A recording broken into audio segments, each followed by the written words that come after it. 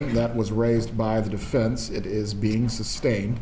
You are to disregard any testimony that has taken place by this witness concerning the issues of any statements or any conversation he had with Wendi Adelson about her children's memories. You are not to consider this as a part of the evidence in this case. You may continue with your examination. Thank you, Judge. Around this same time frame, I guess we're talking about maybe March of 14, somewhere in there, did Wendi Adelson, actually strike that. I'm going to move on to the coffee shop meeting. Familiar with that? The June 4th coffee shop? Yes, sir. June 4th, 2014. Did you have plans prior to that meeting to travel with Wendi Adelson over the time frame in which Dan Markel was ultimately killed? Yeah, that's right. And on June 4th, I had planned to see Wendi and the kids at her house that night. Middle of the day, she called me to sort of an impromptu meeting at Red Eye over on Thomasville, and she abruptly canceled our trip for reasons that didn't make much sense. When was the trip scheduled to happen? The 11th to the 17th. All right, so you would have returned home actually the day before the murder occurred. Correct. Okay, and did she express concern about not being home in time to pick up the children? Yeah, the reason she canceled the trip was, I'm worried we're going to get Objection to hearsay? Sustained unless there is an exception. Ms. Kaplan. Goes to motive, Judge. Overruled. Don't care if they go on a trip or not. All right, sir, so the reason for not going on the trip? The reason for not going on the trip was, well, it was tied up on a couple of things. First of all the stuff going on with Danny was a constant refrain. But given the stuff going on with Danny, she was concerned that she might not be back in time, even though our flight was to land the day before. And it wasn't so odd to me. It wasn't winter. We're going through it. It's like LA to Atlanta to Tallahassee, leaving in the morning. I didn't see any real reason why that would be a problem. She would have needed to pick up the kids on July 18th, right? Yes, she knew that then. Their schedules were planned out for like months. Okay, so you would have returned on the 17th, and she would have been picking up her children from preschool on the 18th. Yeah, I think 5 p.m. on the 18th, which is why, I mean, I didn't object. I just said, okay, I didn't make a thing out of it, but it didn't make any sense. Okay. And that, just for clarification, that conversation occurred on June 4th. It did. Okay, when was the next time you saw her after that coffee shop meeting? Yeah, so that was mid-afternoon, and in the evening, I had plans to go see her and spend time with her and the kids. And then she had contacted me that she wasn't feeling well and I should like rush over there, essentially. She had a stomach problem, so I got there as quickly as I could.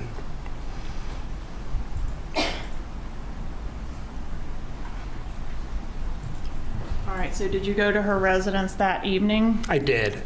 And what happened when you got there? Well, on the way there, I remember contacting her and asking her, do you want me to stop and get some stomach medicine or something like that? And didn't. I believe she told me not to. Once I got there, she hemmed and hawed a little bit, and then eventually I left because she was a complete anxious wreck. She didn't have the flu. She didn't have food poisoning. She was just a nervous, anxious wreck, and it was affecting her stomach. So after a little while, I drove to a nearby convenience store to go get her Pepto-Bismol, which I recall because I have a credit card receipt from this random convenience store a few miles from her house. All right, so she was a nervous wreck that night, and did she tell you what the problem was or not? No, there's no discernible. I couldn't figure it out. She didn't tell me. Okay. All right. Was there a time when you were over at Ms. Adelson's residence and you observed that her TV was broken? Yes. Okay, tell me about that. When did that occur? That would have been around the week of June 11th to 18th, somewhere in that time period. I went over Wendy's to spend time with her and the kids, and she asked me to take a look at the television. I turned it on. She said there was a problem with the TV, so I turned it on expecting to see like input 1 flashing, or the kids pushed the wrong button or whatever. And what I'm looking at when I turn it on is a screen that's been partially shattered, that's been struck by an object. So she had a broken TV. All right, and did she tell you what happened to the TV, how it got into that? No, she kind of asked me to look into the TV as if, she didn't know. I looked around. It was impossible to me that the kids would have done it, but I didn't know the better explanation at the time. So I was kind of mystified as to what happened. It looked like a human being stood, between 5 and 6 foot, something like that. It stood in front of it and hit it. That's what it looked like. But she was asking me. Okay, so it was like an impact mark, like a round impact with spider webs. Exactly. And then the pixels are distorted. Most people have probably seen this. So it's, and it wasn't completely shattered. You could sort of see what was going on the television. But it's not a TV anybody would normally watch. Okay. All right, so let's move away from the TV for now. Was there a date that you had with Wendi Adelson on, gosh, have I gone backwards in time here? It was the day before her birthday. What was the date of that? We were scheduled to have a date. The day before her birthday is April 21st. We were scheduled to have kind of a special date night that night. Wendi didn't answer her phone, didn't answer texts, and I got so concerned about her. A few hours after the date was supposed to have started, I just drove over there to check on her, knocked on the door for a while. She finally came to the door. Appeared to be intoxicated, and not just on alcohol. I mean, bleary-eyed. I'm not sure what substances, but it wasn't good. She wanted me to stay, and I was annoyed enough that I actually just left. I didn't stay the night. So. Okay, so I kind of got our timeline out of order, but some erratic behavior from her on April 21st and then again on June 4th. That's right. Okay. I'm going to approach and show you a text message that was sent on June 28th of 2014. And I've marked it as States Exhibit 141. Have you ever had a chance to review this text message before? Yeah, you showed this to me last week. All right, and this message had never been shown to you before last week, right? Right. And it's been testified that this was from Wendi Adelson to her brother Rob Adelson, but it concerns you. Yes. Is there anything factually incorrect in what Wendi Adelson is stating in that text message? Well, when she says, I haven't told mom and dad about me, I met them multiple times. It's impossible that they didn't know we were dating. For example, I was aware that Donna wasn't thrilled that I wasn't Jewish, so there was, that doesn't add it. This doesn't make sense to me in terms of like seeing me for 6 or 7 months. So And in that text message, she's saying, that you're a secret boyfriend from the parents.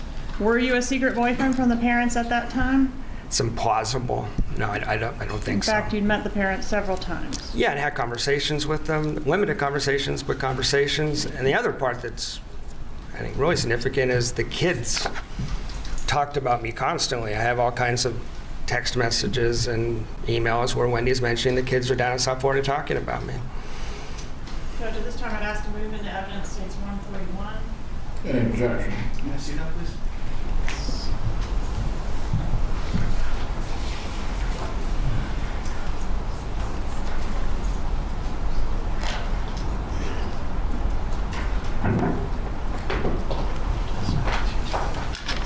No objection. States 141 is admitted at this time.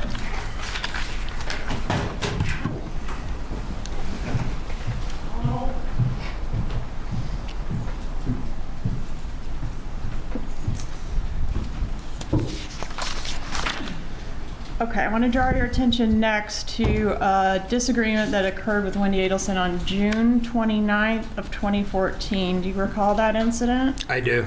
Okay. And at that time, did you confront Wendi about some suspicions you had that she was seeing other men? Yeah, that was part of it. That was the main part of the disagreement. I also had spent the last 2 or 3 months concerned that she seemed to be stringing me along. Where did the fight occur? The fight occurred in Gainesville. Okay, and I say fight, it was a verbal It was disagreement. verbal disagreement, and argument's not even the right word. We just exchanged words. Yeah. Okay, and did that exchange of words lead to an awkward drive together back to Tallahassee? It did. A very awkward drive back to Tallahassee. And that was, That's the morning of it's the 29th or 30th. It's the 30th, the morning of the 30th. morning of June 30th. Yes. Okay. And after you parted ways, once you returned back to Tallahassee on the 30th, what was the status of your relationship over the next couple weeks? Yeah. Well, we left that, when I left on the 30th, when he was clear that it wasn't over, but it wasn't great that we'd had this exchange either. So over the next couple weeks, we had phone calls, text messages, video chats with the kids. My take was, seems like it's probably going to be okay, but I didn't know for sure. It did string the relationship out another couple weeks when it easily could have ended. When was the next time you saw her in person? July 13th. All right, so about, I guess that's the Sunday before the murder, is that right? That's correct. And where did you see her? We went to dinner and a movie. I picked her up at her house at Aqua Ridge. We went to dinner and a movie and then returned there. Okay, well, we're on the topic of Aqua Ridge. I'm going to approach and show you what's been introduced in evidence.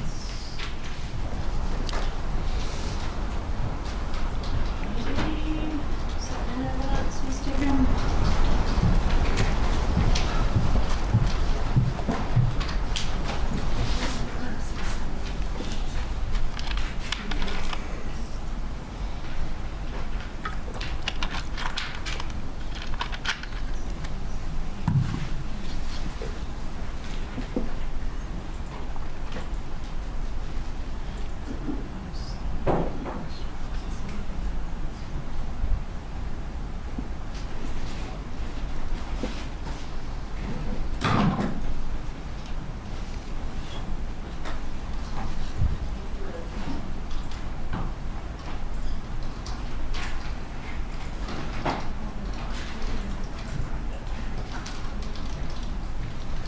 That was in the PowerPoint, so you're not going to find it. All right, we'll circle back to Aqua Ridge. So we're on the disagreement, didn't see her for a while, saw her on July 13th.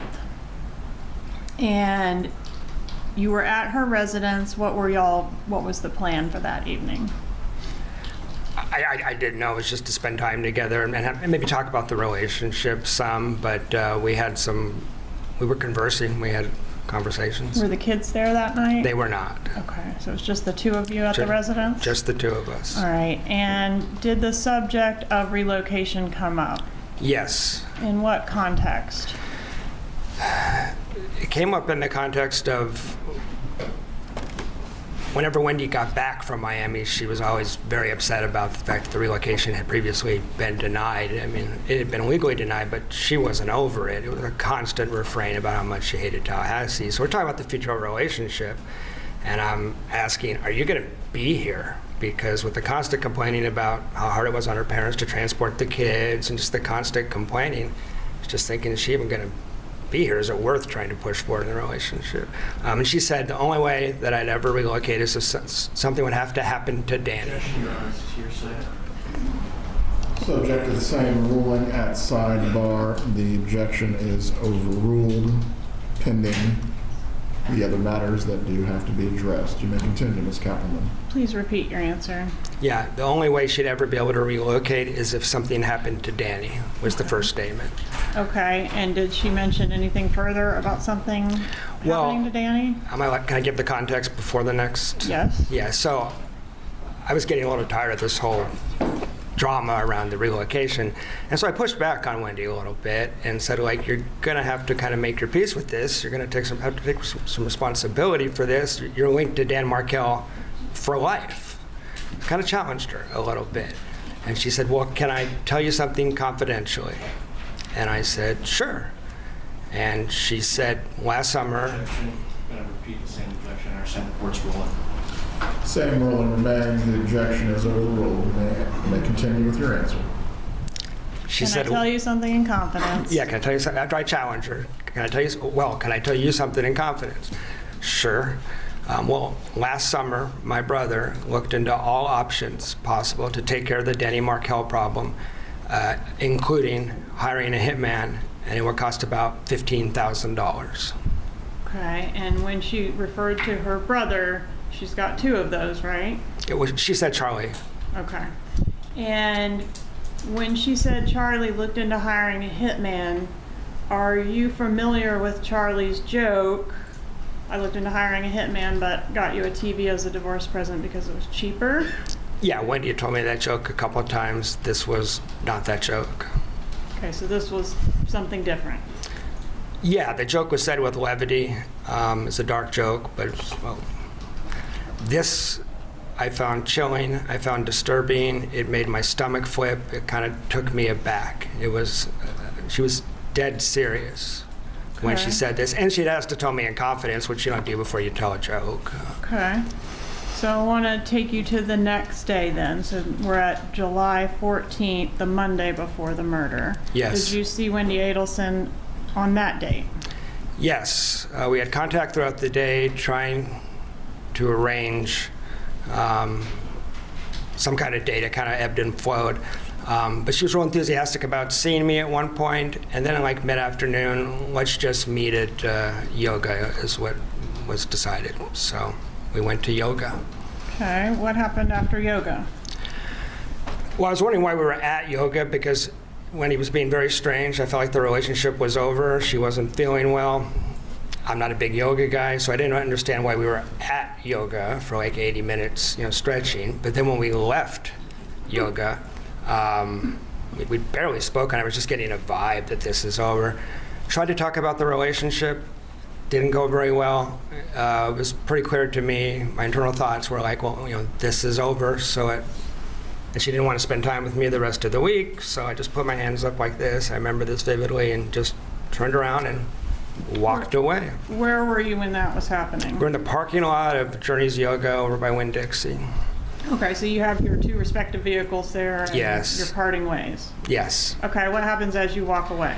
Get about 10, 15 feet away from her, and she calls after me. I turn around, and she had a series of detailed questions about what I would be doing on Friday. I had a trip to Tennessee planned, and she wanted to know if I was going on that trip, and she wanted to know what route I would be taking. And if I didn't go on the trip, why wouldn't I go on the trip? And I answered the questions as best I could, but I was confused why, at that moment, she wanted to know the details of what I was doing on Friday when she expressly didn't want to spend time with me on Friday. Okay, and we now know that Dan Markel was murdered on Friday. Yes. right? If you had taken the trip as planned, which is as you reported to Wendi that day, what would your route have been? I would have left my house at about 11 a.m., which Wendy knew. I'd related my plan to her earlier in the relationship. Needed to get to Atlanta for dinner, and was worried about traffic and stuff like that. So I would have left at 11, and I would have driven down. I would have got to Capitol Circle in Thomasville, which is close enough to Danny's house that it kind of gave me the creeps. It was kind of weird. Yeah. Okay, so physically, you're saying you might have been sort of consistent with how the killers fled town. Yeah. Okay, and after this yoga date and the discussion of your travel plans, did you get an email from Wendi? I did. I'm going to publish what's been introduced into evidence as states 64 GG.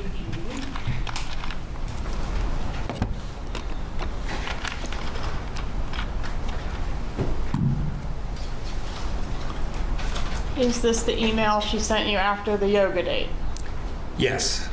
All right, so is she breaking up with you? Is that clear? No, she's asking, well, I consider based on our interaction, I thought this is over. I had told Wendy if she wanted to break up with me, she doesn't like confrontation, just send me an email or text. She sends me this, which strings everything out for another week. So she's not breaking up. I mean, functionally, that's realistically, I'm not dumb. I'm thinking we're over. But she's asking for another week, which brings it to the 21st of July. And I was puzzled. I wondered what in the world is going to happen July 21st. But I just didn't respond because she asked for no contact. All right, so she wants to have no contact for a week. Right. Okay. All right, I was able to find that photo I was looking for earlier, 86A. I can show you that. You recognize 86A? Yeah, that's Wendy's Adelson's residence on Aqua Ridge, and that's what it looked like when we were dating. Okay. Moving evidence 86A. Any objection? No, Your Honor. 86A is admitted at this time. May I publish? You may. All right, so I blurred the boys' faces, but this is how the residents at Aqua Ridge appeared. Yes. And the kids' art that's shown on the wall here, was that present during the time that you were dating Wendi Adelson? Yes. Was it something that like, you know, art would come down, other art would go up, or was it pretty fixed? It was, maybe some art would get added, but I never saw any come down until July 14th. All right. 13th, sorry, July 13th. July 13th, you noticed that the art had been taken down? We walked into the kitchen, and then Wendy was pulling art off the wall, the only time I'd ever seen her do that. Okay. And I want to ask you about, I've nicknamed it the celebration dinner. Are you familiar with that? Yes. Okay. Could you tell the jury about that, please? Yeah. Objection, Your Honor. Calls for hearsay. I understand the court's prior rule. Objection is overruled. Wendy and I reestablished phone contact about 10 days after the murder.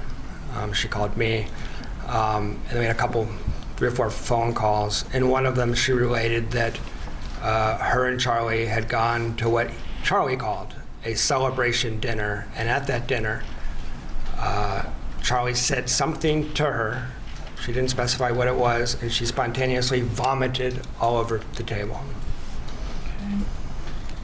Are you aware, sir, that you were suggested as a potential suspect in Yes. this murder? Where were you when Dan Markel was murdered?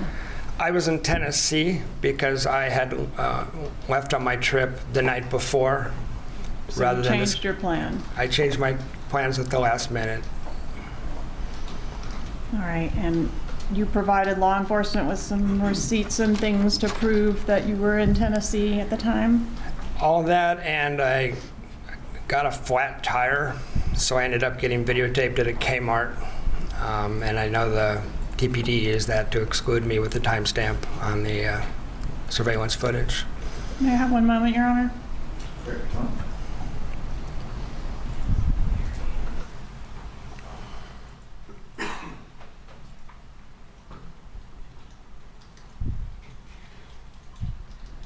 At some point, did you learn that the killers came to Tallahassee in June, not just in July?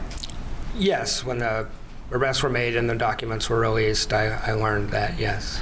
And did you put together some facts about your travel plans that day that could have potentially made you a suspect on that trip as well if the murder had happened as Yeah, planned? that Friday, I was scheduled to go to a business trip in Gainesville, leaving at 11 a.m. So 2 times in 2014, I leave town on a trip by myself in my car, and both times hitmen are in town trying to kill Danny Markel, once successfully, obviously. Are you familiar with the type of vehicle that was originally rented by the killers in June to make that June trip? I am. Okay. And was that significant to you? Yeah, I mean, this is long after this all happened. I'm learning this from court proceedings in 2016. But when I heard they rented a gray Altima initially, I had a 2004 Nissan Sentra. That freaked me out because that's about as close as you were going to get to my car on the rental market. Mm. I'm going to show you what I've marked as State's Demonstrative Exhibit G. You recognize this exhibit? Yes, ma'am. All right, is this the make and model of the, it's not the actual rental car, but the make and model of the rental car compared to the make and model of your vehicle? Yeah, my car's right on top. That looks just like the car I had at the time. Permission to publish G, Your Honor? You may.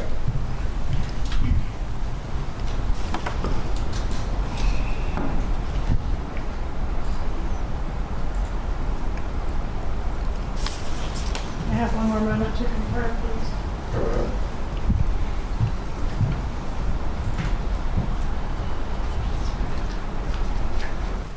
No further questions, Judge. Cross-examination. Yes, Your Honor, just a moment.